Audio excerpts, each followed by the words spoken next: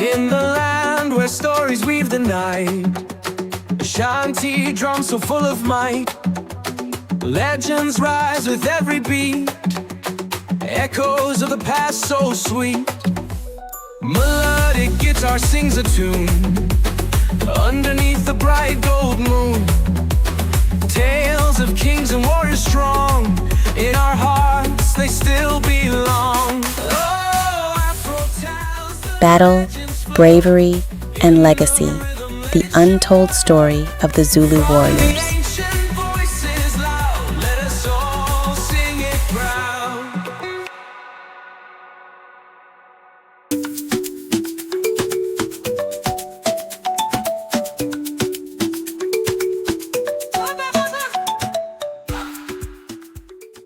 The sun rose over the vast plains of southern Africa, its golden light illuminating the hills of KwaZulu-Natal. Birds sang in the crisp air as the Zulu villagers prepared for a new day, one they hoped would be as peaceful as the last.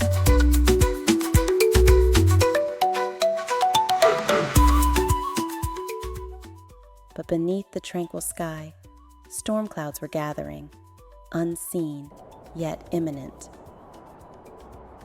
In his royal kraal, King Cetshwayo sat in council, his gaze steady and determined. His warriors stood around him, their shields polished, their spears sharpened, ready for the battle they all knew was coming. "Brothers," Cetshwayo began, his voice a deep rumble of authority. "The British threaten not just our land, but our way of life. They demand our submission. Shall we bow before their empire, or will we stand and fight as Zulu warriors?" The response was unanimous, a deafening roar of agreement. They would fight. Far away in the colony of Natal, British Governor Sir Henry Bartle Frere sat in his office, penning an ultimatum that would ignite a war. To him, the Zulu Kingdom was an obstacle to British expansion, a stubborn rock in the path of progress. The ultimatum reached Cetshwayo days later. It was clear and cruel. Disband your army or face annihilation. Cetshwayo's response was equally clear. "We are Zulu," he said, "and we will not yield." The drums of war began to beat.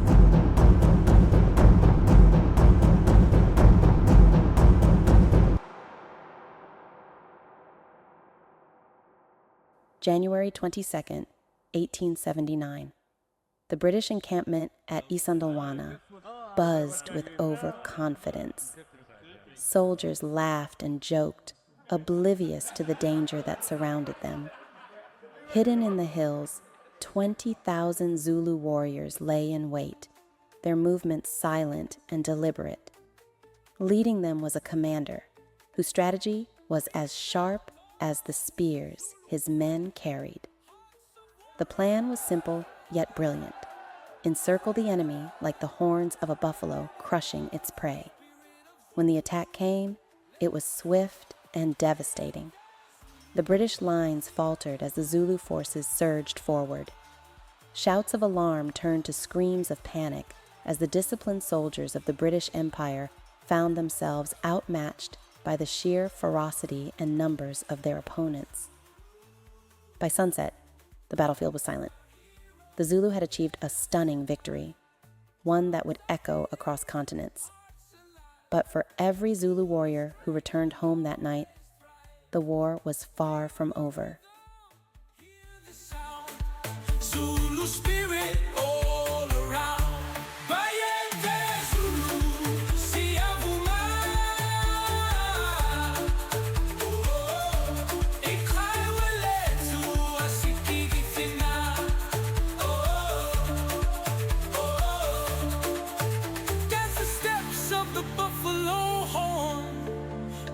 Blood, we are reborn.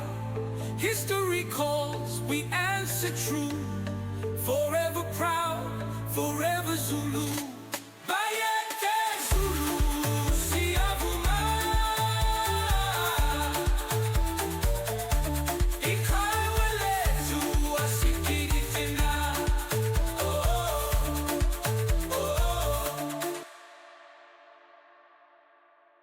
the British Empire was wounded but not broken.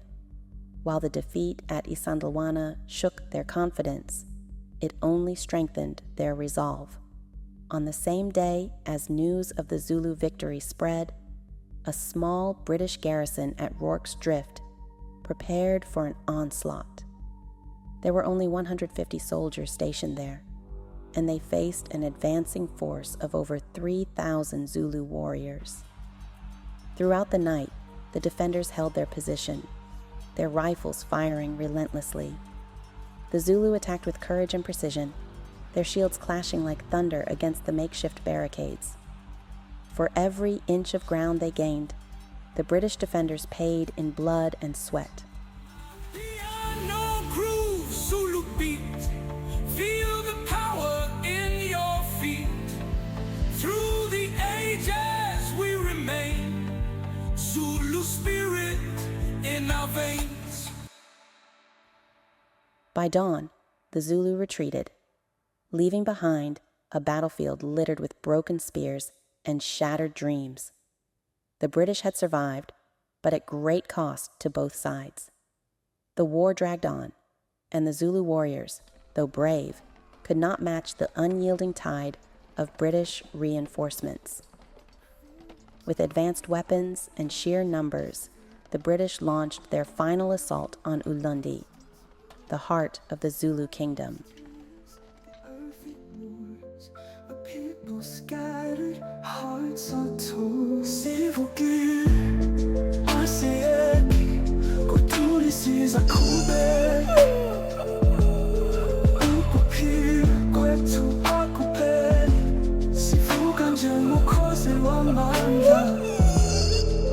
We have risen, we do not stop. From the dust we will continue. Our life is not over. We rise like a mighty phoenix. We lost the battle, but not the flame. Our spirit burns, it stays the same. Through the ashes we find our way. Bright dawn, a stronger day. As flames consumed the royal kraal, Cetshwayo stood amidst the ruins, his heart heavy but unbroken. Captured and exiled, the Zulu king watched as his kingdom was dismantled, piece by piece. But even in defeat, there was dignity. "We are Zulu," Cetshwayo whispered, "and we will endure." The Zulu War was not just a battle for land.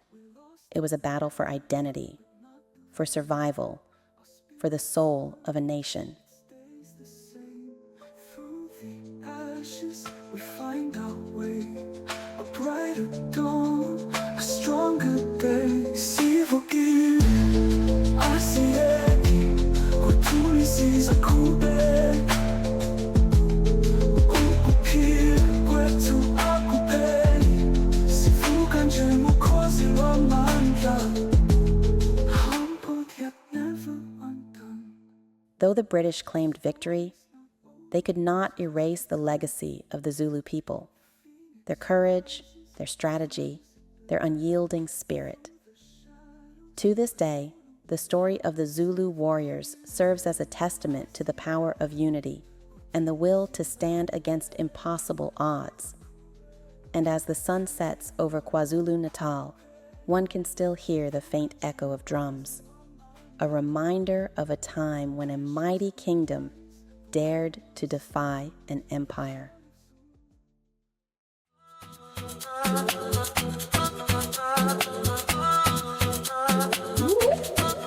We stand tall, Zulu pride, hearts of warriors, side by side. Through the fire, we will go.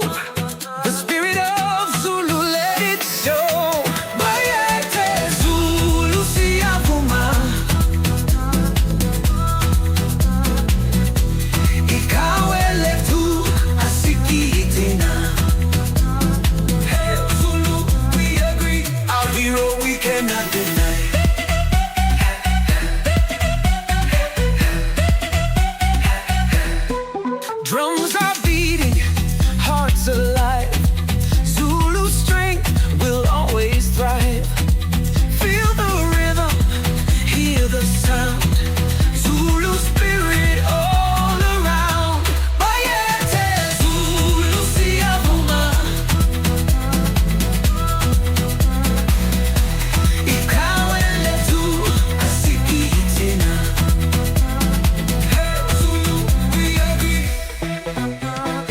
dance the steps of the buffalo horn. In our blood, we are reborn. History calls, we answer true. Forever proud, forever Zulu. Bayete Zulu siyavuma. Ikawe lethu asikitina. Hey Zulu, we agree. Our hero we cannot deny.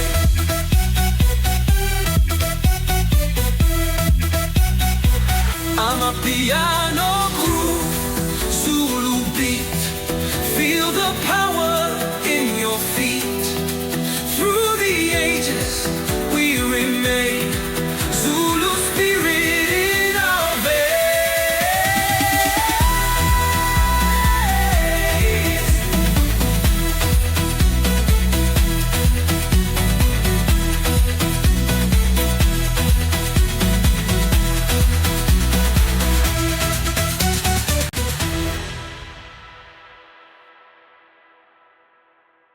So as gather here today, not just as friends, but as a people, connected by the past, the struggles, and the triumphs of those who walked before us.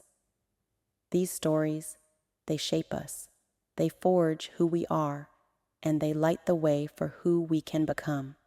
Now, let me take you back to where it all began, when pride, courage, and a vision built an empire that would forever change the course of history.